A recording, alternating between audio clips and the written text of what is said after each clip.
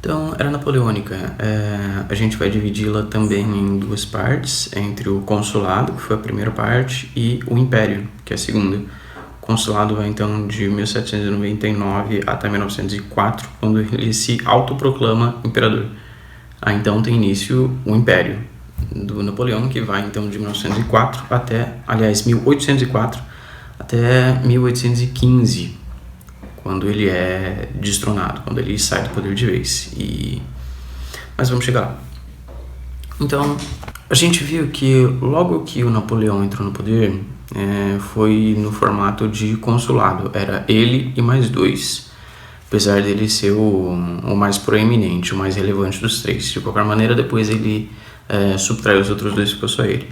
Mas, então, nesse primeiro momento, vejam que ironia do destino, né? A história tem dessas, tantas e tantas vezes. O objetivo da Revolução Francesa, inspirada em ideias iluministas de liberdade, igualdade, fraternidade, de melhores condições de vida para toda a população e tal, de revolução, de quebra do antigo regime, acabar com as monarquias absolutistas, teve uma série de reviravoltas. E aí o cara mais indicado para tomar o poder naquele determinado momento, ele se revela um despótico, um líder autoritário, mas não da mesma maneira como era antes, Os objetivos dele eram fiéis à Revolução Francesa, tanto que ele tinha o apoio popular, ainda que ele fosse despótico, ainda que ele tivesse suprimido liberdades individuais e políticas, ainda que ele tivesse controlado e censurado a imprensa, ele ainda tinha apoio da população, porque em vista do que tinha, aquela era das melhores opções à época. Então, ele concentrou os poderes do Estado todos na sua própria figura. Então, Napoleão era o representante último do Estado francês e ele se tornou cônsul vitalício. A princípio era isso, logo depois ele se autoproclamou imperador, em 1804. Então, a concentração de poder, junto com o apoio popular, levou ou possibilitou que Napoleão pusesse em prática uma política de recuperação da França, que era o que ela precisava urgentemente, né? Ela ainda estava indo de mal a pior, já fazia muito tempo. Então, com essa política de recuperação da França, o Napoleão procurou incentivar ou fazer um incentivo para a burguesia investir em território nacional, e não fora do país, e não em colônias, e não em outras conquistas, mas melhorar o território nacional dentro da própria França. Ele criou o Banco da França, que fazia financiamento da agricultura e da indústria. Então, financeiramente pelo menos, o cenário começou a ter uma melhora sensível. Reorganizou o sistema de impostos, fez uma série de investimentos em infraestrutura. Nesse primeiro momento, apesar de governar com mão de ferro, teve uma boa melhora nas condições da vida da população. Fez uma série de reformas do Estado, das leis, reorganizou o ensino, que era uma das propostas, dos objetivos do iluminismo. Então, o Império Napoleônico, a partir dessa segunda fase, assim que Napoleão tomou o poder, ele sabia, ele tinha plena consciência de que todo o resto da Europa estava voltado contra eles, porque o modelo vigente até então era a monarquia absolutista. A gente ainda está, aliás, a gente está num momento de viragem aqui. É justamente a Revolução Francesa, em 1789, que inaugura essa nova era, esse novo tempo histórico, que a gente vai chamar de era contemporânea. Então, eu ia falar que a gente ainda está na era moderna, mas não, já estamos na era contemporânea, na idade contemporânea. Só que o sistema político vigente até então era das monarquias absolutistas, e todos os outros reinos, né, todos os outros países da Europa seguiam essa modalidade de monarquias absolutistas, e eles tinham receio naturalmente que a Revolução Francesa, ou os ideais da Revolução Francesa, se espalhassem pelo resto do mundo e as suas populações destronassem os seus imperadores. Então eles faziam guerra constante contra a França para abafar esse tipo de movimento. Ciente disso, muito ciente disso, porque o Napoleão é o cara que guerreava contra esses imperadores, né? Ele procurou fazer acordos de paz com essa galera, principalmente com a Inglaterra, que era a sua arqui-inimiga desde tempos anteriores, né? Que inclusive foram conflitos entre esses dois territórios que levaram às suas consolidações como países, a independência dos Estados Unidos, enfim. Então, teve em particular, o Tratado de Amiens com a Inglaterra, em 1802, que era um tratado de não agressão. Só que não deu certo, eles não entraram num acordo, não aceitaram as suas cláusulas, e em 1803, então, teve uma coalizão desses outros países, dentre eles principalmente a Inglaterra, a Prússia, a Áustria e a Rússia, contra a França, porque eles tinham medo, eles tinham receio dessa concentração de poderes no Napoleão, cada um pelas suas razões particulares, né? A Prússia, a Áustria e a Rússia porque ainda eram grandes impérios, e a Inglaterra porque a França começava a se desenvolver industrialmente e ameaçava o poderio, ou a dominação, a hegemonia do comércio inglês. Então a Inglaterra via os franceses como uma ameaça para os seus interesses econômicos. Como não podia deixar de acontecer, então houve uma guerra contra a Inglaterra. Só que tem um problema. A Inglaterra, à época, tinha a maior frota marítima do mundo, tanto mercante quanto de guerra. E a França, ainda que Napoleão fosse um líder supremo por terra, os seus exércitos não perdiam em terra. Mas em mar, ele não tinha uma frota naval que fizesse frente à da Inglaterra. Então, ele se juntou com a Espanha. Lembra aquela Espanha pioneira nas grandes navegações, logo depois de Portugal, que aquela Espanha ajudou o Napoleão a lutar contra na Batalha de Trafalgar, que aconteceu em 1805.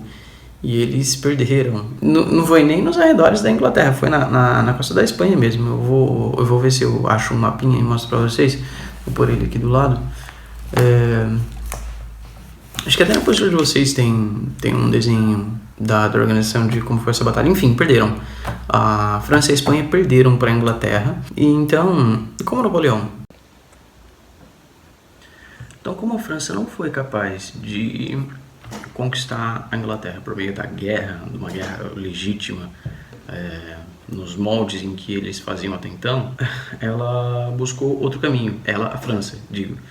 Porque por terra ela era imbatível, realmente. Quem que eram os vizinhos que estavam ameaçando ela? Principalmente a Áustria, a Prússia e a Rússia. Muito bem então. Napoleão foi lá e deu um pau em todo mundo. Subjugou todos eles, intimidou todos eles. Então, por receio de ser invadidos e ocupados pelo Napoleão, eles resolveram colaborar com ele. Ficaram como se fossem subalternos a ele.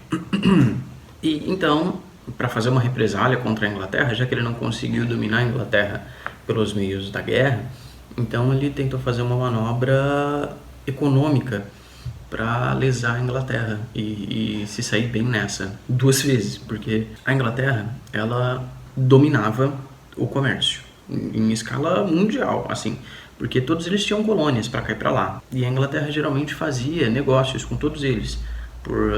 Vale lembrar, já falei para vocês, que ela tinha na época a maior frota naval do mundo. Então, como a maior parte desse comércio era feita por mar, porque as colônias estão todas além mar, né? Ou a maioria delas, pelo menos, porque o mundo antigo, a Europa, já estava todo tomado. As colônias estão, então, no mundo novo, na África e nas Américas, principalmente. Então, a Inglaterra tinha um papel muito importante no comércio entre as metrópoles e as colônias. E o que Napoleão fez? Então, cortou essa via de acesso deles.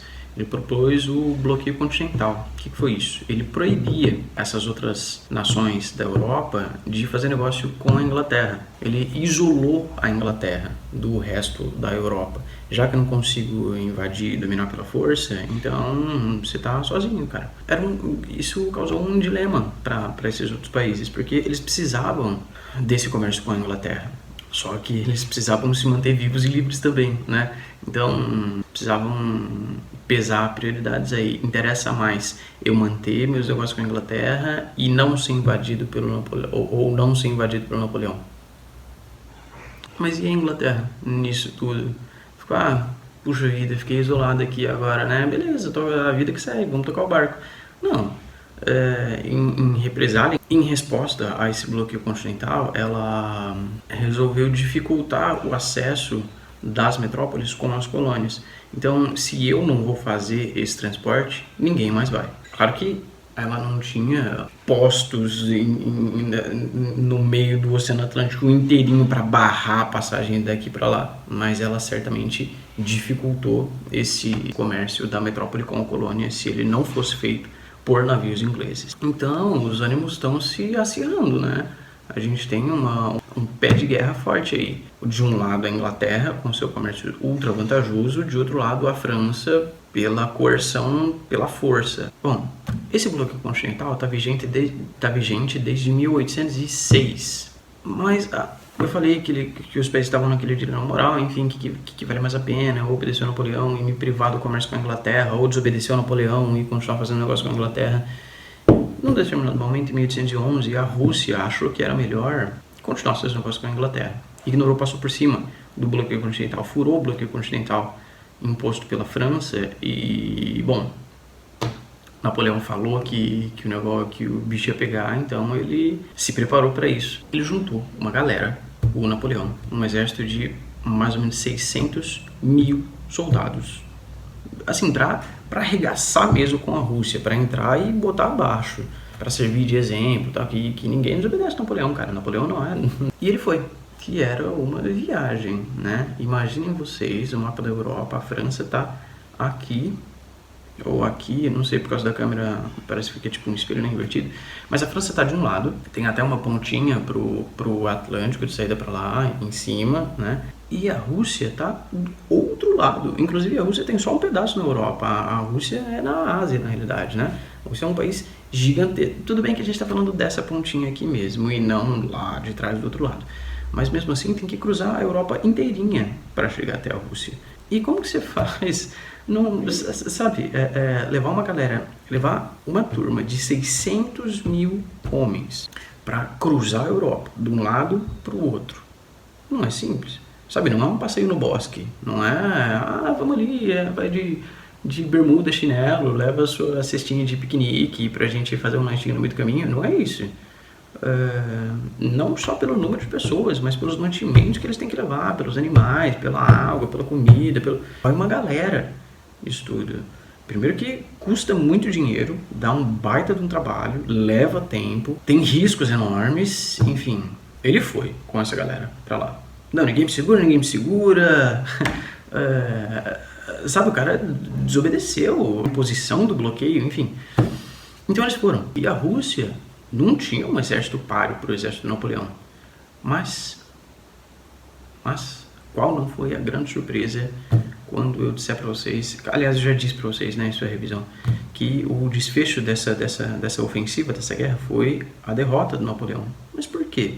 Se o exército dele era mais forte, era melhor preparado, tinha melhores táticas. Por quê? Como? Pelo seguinte, a Rússia, como o exército russo não tinha moral para fazer frente ao Napoleão diretamente numa batalha corpo a corpo, eles utilizaram uma tática de guerra chamada de terra arrasada. O que consistia a terra arrasada? Conforme os franceses iam entrando no território russo, os russos iam recuando, e esse espaço que eles recuavam, eles destruíam. Eles queimavam as plantações, envenenavam a água, matavam os animais ou levavam tudo embora, para que os franceses não pudessem estabelecer um ponto de descanso ali, eles não pudessem se reabastecer. Então, os mantimentos que eles levaram da França já tinham acabado há muito tempo, né? Eles iam parando de lugar em lugar para restabelecer as energias. E chegando então na Rússia, eles não tinham mais um ponto de apoio, porque estava tudo arrasado, tudo destruído. Eles não tinham como se abastecer, não tinham o que beber, não tinham o que comer, não tinham o que vestir. Na Rússia fazia foi bem na época do inverno, um inverno rigoroso, que os franceses não estavam acostumados. Então, os franceses foram derrotados pelo inverno da Rússia, pelo inverno e pela terra arrasada. Então, daqueles 600 mil homens que foram com Napoleão, mais de 500 mil ficaram pelo caminho. Um monte de gente morreu, um monte de gente debandou, um monte de gente foi embora. Bom, é uma derrota acachapante, né? Vergonhosa, constrangedora. Ele, não conseguindo lograr sucesso na sua expedição, ele voltou, né? Fazer o quê? Voltou para casa com meia dúzia de gato pingado que continuava seguindo ele, né? Parte do exército continuou com ele, e com o rabinho entre as pernas.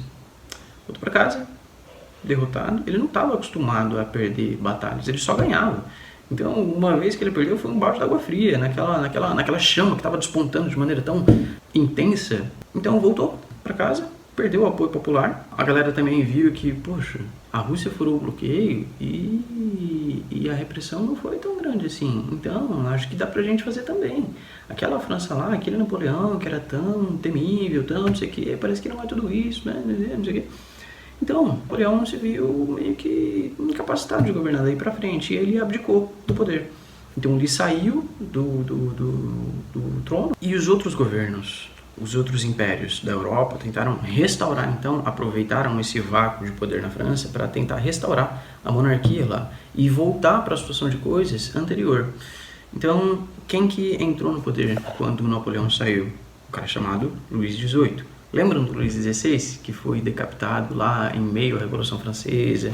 Ele começou como rei no início da Revolução Francesa, tentou fazer um conluio com a Áustria, com a Prússia para invadirem a França, lembram disso? Aí ele tentou fugir, foi pego, voltou, foi preso, foi decapitado. Esse era o Luís XVI. Aí veio a era napoleônica, muito bem, foi para a Rússia, voltou, perdeu, voltou. Então, quem entrou no poder depois de Napoleão foi Luís XVIII. Ele era irmão do Luís XVI, aquele que foi decapitado lá na Revolução Francesa. A tentativa era restaurar o absolutismo francês. A maior parte da população não concordou, mas isso foi uma imposição dos outros impérios na Europa. O Napoleão mesmo, ele foi exilado na ilha de Elba, que fica no Mediterrâneo, pertinho ali da Península Itálica. Acho que eu vou pôr aqui para vocês no mapa. Mas 1815, as notícias da insatisfação popular estão correndo fundo, né? E Napoleão ficou sabendo, pô, não, beleza, tudo bem, perdi a guerra, voltei para casa humilhado, mas a situação de coisa que tá aí, não vou aceitar isso não. Ele fugiu da ilha de Elba, de onde ele estava preso, né? Fugiu de lá, voltou para a França, marchou para Paris com alguns soldados fiéis a ele. O rei Luís XVIII mandou o exército imperial para barrar o avanço dele. Então Napoleão estava vindo para cá e o rei está aqui, né? Aí o rei mandou um exército para barrar o Napoleão e esse exército se juntou a ele e foram contra o rei, para o Napoleão retomar o poder. O Luís XVIII não era bobo nem nada, saiu fora, né? Ele não tinha mais o que fazer, pô. Ele mandou o exército para parar o cara e o exército se juntou ao cara, então, bom, fugiu. O Luís XVIII fugiu, Napoleão retomou o poder e agora ele ia ficar na dele, pô, perdi, vou maneirar, não sei o quê. Não, ele retomou as guerras, os conflitos, aquelas potências europeias que estavam com receio de Napoleão, esse receio não acabou, houve uma nova coalizão de forças contra o governo francês, de novo, a Rússia, a Áustria, a Prússia e a Inglaterra, para acabar de vez com o Napoleão. Pô, esse cara não desiste, que chatice, né? Tá ameaçando diretamente a hegemonia dessas monarquias absolutistas. Então, vamos dar um jeito nesse cara. E então, ele finalmente perdeu pela última vez. Essa derrota marcou o fim, então, da era napoleônica em 1815, em junho de 1815, na Batalha de Waterloo, na Bélgica. Ele foi definitivamente derrotado, o Napoleão, por esses exércitos inimigos, e foi exilado de novo. Esse último período de governo dele, desde que ele voltou da ilha de Elba e expulsou, e o Luís XVIII fugiu, esse período durou 3 meses, pouco mais de 3 meses, o governo dos 100 dias, é chamado. E aí então, quando ele perdeu essa batalha de Waterloo, ele foi exilado de novo, mas não na ilha de Elba, né, porque estava muito pertinho, ele podia fugir de lá, voltar de novo, sei lá, nunca se sabe o que esperar de um homem desse. Então ele foi exilado de novo, mas em um lugar mais seguro, bem mais longe, no meio do Atlântico, na ilha de Santa Helena. Eu vou mostrar para vocês também, vou botar no mapinha aqui. Então, e nessa ilha de Santa Helena ele não fugiu mais, ele ficou lá até morrer em 1821. Muito bem. Então, depois que Napoleão foi definitivamente derrotado, essas potências europeias que fizeram guerra contra ele desde o início e finalmente venceram agora, elas tentaram restaurar a monarquia absolutista na França para poder, sabe, deitar a cabeça no travesseiro tranquilo à noite, sem ter medo de que a população da noite pro dia fosse com paus e pedras e sabe aqueles garfos de fazenda? E invadisse o castelo e decapitasse os reis e botasse abaixo a monarquia e, enfim, e exaltasse os ideais da Revolução Francesa de liberdade, igualdade, fraternidade, inspirado em ideias iluministas. Eles tinham esse receio constante por causa do avanço do Napoleão. E agora com o Napoleão derrotado, eles falaram, bom, finalmente, né, livramos-nos desse cara. A gente vai poder finalmente dormir em paz. Mas para isso precisava acertar as coisas na França e deixar aquilo tranquilinho, de novo. E como que a gente vai fazer isso? Restaurando a monarquia absolutista lá, precisa botar um rei lá. Então eles criaram a Santa Aliança, que era uma coalizão, uma aliança, né? Um combinado de ajuda mútua entre a Rússia, a Prússia e a Áustria. Caso houvesse mais um levante, que eles iam se ajudar para combater esse levante. Só que isso falhou, não dava mais para segurar essa população que tomou o gostinho da liberdade, que viveu alguns anos sob um governo diferente do autoritarismo das monarquias absolutistas, que experimentou uma realidade diferente. Então, não dava mais para segurar a onda liberal iniciada pelo iluminismo da Revolução Francesa. É por isso, então, que a gente tem a Revolução Francesa como um marco de uma nova era, de um novo período na história da humanidade, no nosso currículo, né, que é eurocêntrico e tal. Então, os nossos pontos de referência são sempre europeus, são sempre eurocêntricos. Então, o marco de separação da era anterior para a era posterior, que é a atual, que a gente vive até hoje, é na Revolução Francesa, em 1789. E com isso, então, a gente termina a Era Napoleônica. Terminada a Era Napoleônica, a gente vai para a nossa última unidade dessa apostila. Finalmente, vamos para a Revolução Industrial. Aquela Revolução Industrial que eu pedi para vocês estudarem, que eu pedi para a gente fazer uma provinha na semana seguinte. E a semana seguinte nunca chegou, né? Eu ainda vou pedir para vocês fazerem isso. Aquele resumo lá, sem consultar, sem ler, sem... Vocês estão lá, você, seu caderno, seu lápis, sua borracha, sua caneta, e vai, ó, escrevendo tudo que vocês lembrarem. A gente fez para a Revolução Francesa e a Napoleônica, e vai fazer ainda para a Revolução Industrial. Mas vamos lá então, vamos falar sobre isso.